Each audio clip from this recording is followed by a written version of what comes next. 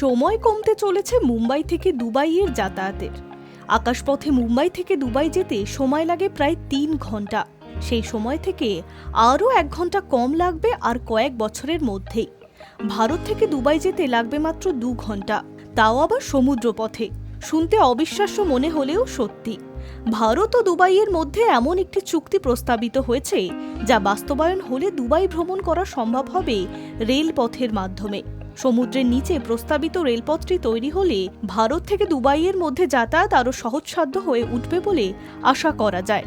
যাদের প্রায়শই দুবাই যাতায়াত করতে হয় তাদের কাছে এই সংবাদ অত্যন্ত সুখকর।